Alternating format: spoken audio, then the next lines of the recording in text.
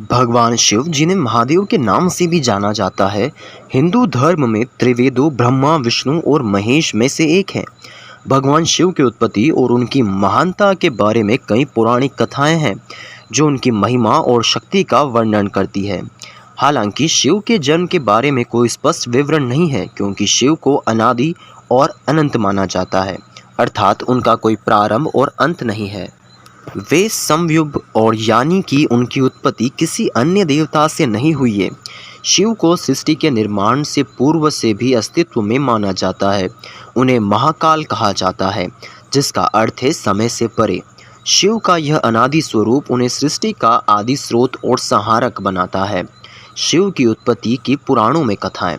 शिव पुराण और अन्य पुराणों में भगवान शिव की उत्पत्ति की विभिन्न कथाएं हैं जो उनकी महिमा को दर्शाती हैं। ब्रह्मा, विष्णु और शिव की उत्पत्ति।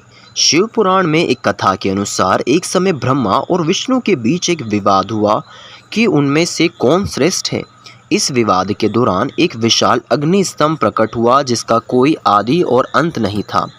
ब्रह्मा और विष्णु इस अग्नि स्तंभ का रहस्य जानने के लिए प्रयास करने लगे।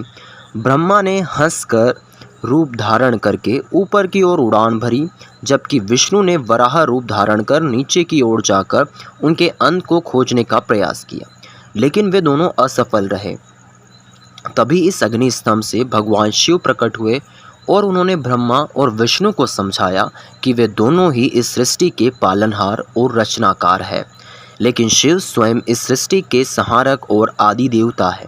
इस प्रकार शिव का पाठ्यक्रम इस कथा में दर्शाया गया है। शिव और सती की कथा। शिव की उत्पत्ति की एक अन्य कथा शिव और सती से जुड़ी है। सती, जो कि दक्ष प्रजापति की पुत्री थी, उन्होंने शिव से विवाह किया था, लेकिन एक बार दक्ष ने यज्ञ का आयोजन किया और शिव को आमंत्रित नहीं किया। सती इस अपमान से दुखी होकर यज्ञ में आत्मदाह कर लिया। शिव को जब ये समाचार मिला तो उन्होंने क्रोध में आकर दक्ष के यज्ञ को नष्ट कर दिया और सती के शरीर को लेकर तांडव नृत्य करने लगे। इस घटना के बाद शिव ने संसार से दूर होकर तपस्या में लीन हो गए। बाद में सती ने पार्वती के रूप में जन्म लिया और शिव ने पुनः विवाह किया।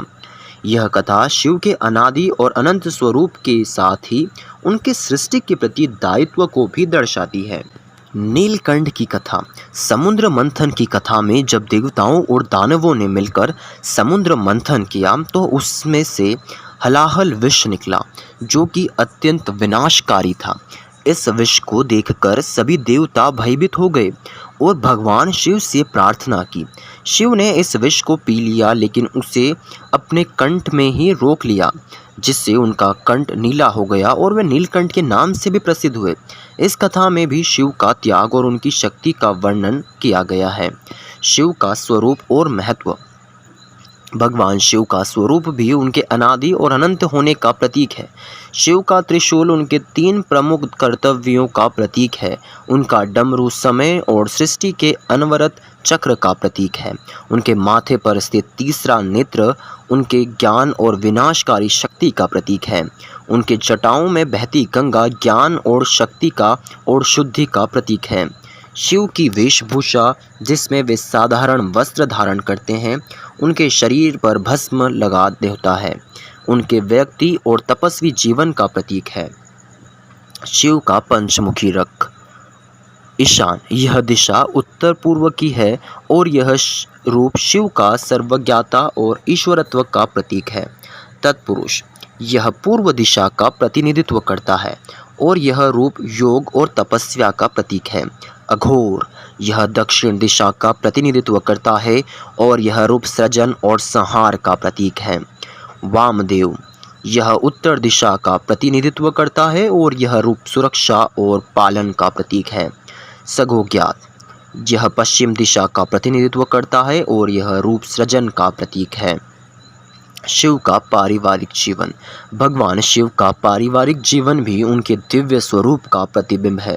माता पार्वती उनकी शक्ति का प्रतीक है, जबकि उनके पुत्र गणेश और कार्तिकेय क्रमश बुद्धि और युद्ध के देवता के रूप में पूजे जाते हैं। शिव का भक्तों के प्रति प्रेम। भगवान शिव को भोलेनाथ कहा जाता है, जिसका अर्थ है सरल स्वभाव और दयालु हृदय वाले देवता। वे अपने भक्तों के प्रति असीम प्रेम और करुणा रखते हैं। वे सच्चे हृदय से की गई भक्ति को तुरंत स्वीकार करते हैं और अपने भक्तों को आशीर्वाद देते हैं। शिव का तत्व ज्ञान। भगवान शिव का तत्व ज्ञान उनके भक्तों को जीवन का सार समझाने में मदद करता है।